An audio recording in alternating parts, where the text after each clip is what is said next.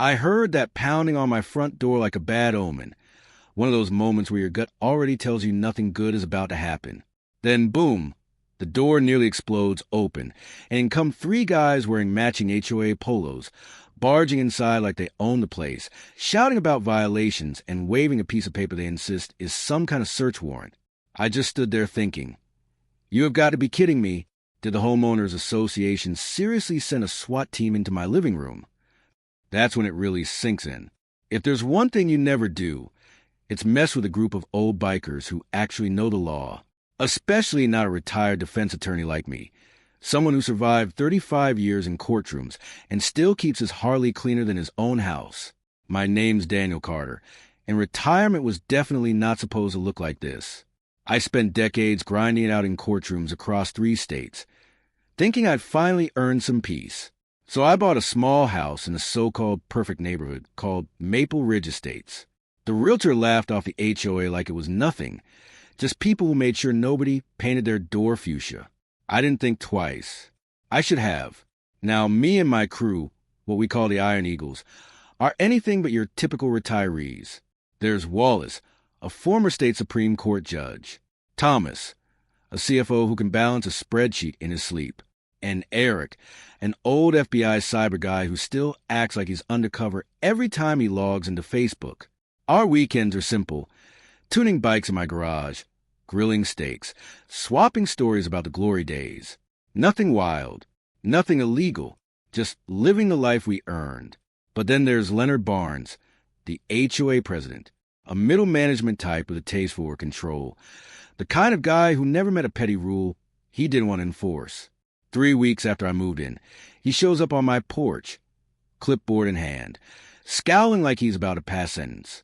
"Mr. Carter, you're in violation," he says, like he's announcing a verdict. Turns out my garage was the wrong shade of beige.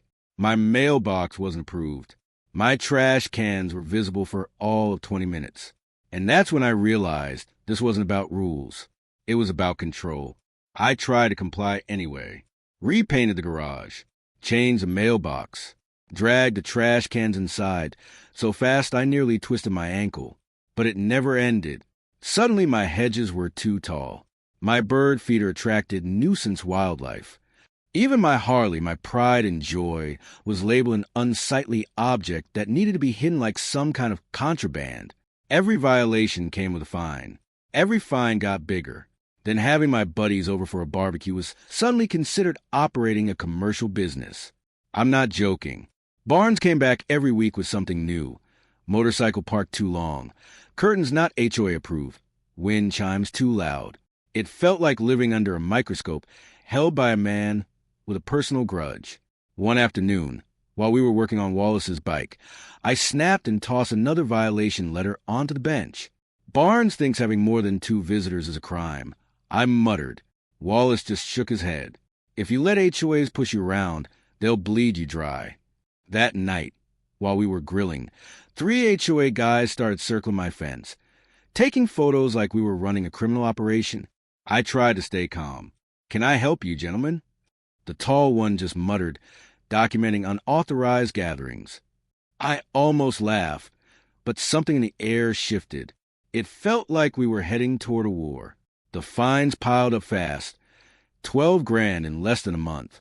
I tried attending an HOA meeting to defend myself, but Barnes rigged it so anyone with violations wasn't allowed to speak. Silence by design. But I wasn't the only target. One morning I saw Grace Simmons, the sweet older woman across the street who'd lived there for 30 years, sitting on her porch staring at a letter like it weighed 100 pounds. Tears in her eyes. "They're going to take my home," she whispered. Her violations were absurd. Wrong flowers, Christmas lights up too long, driveway not washed. That's when I knew it wasn't just me. Barnes was targeting people until they broke. That night, the Iron Eagles gathered. Eric dug into finances. Thomas traced money flows.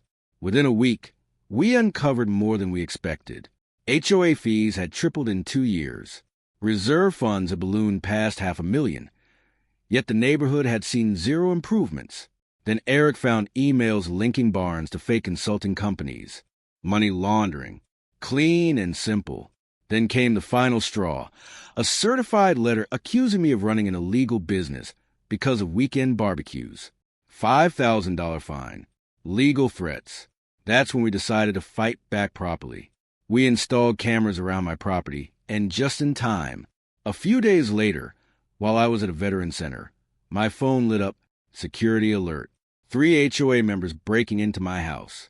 I rushed home and found Officer Ramirez already there, looking uncomfortable. They say they have HOA authorization, he muttered. Even he didn't believe it. I told him, this is breaking and entering. He shrugged and took a report, but nobody was arrested. My Harley was scratched. Tools were missing. That night, my daughter Emily went through the HOA rules line by line. Dad, she said, they need a real emergency for this kind of search. This is burglary. Then things escalated again. Financial records tied Barnes' wife to shell companies draining HOA funds. Property records showed Barnes secretly buying luxury rentals. A City Hall contact revealed Sunrise Holdings, LLC, snapping up foreclosed homes, all connected to him. The pattern became clear. Target homeowners, stack fake fines, force foreclosure, then profit from resale. Then came the twist.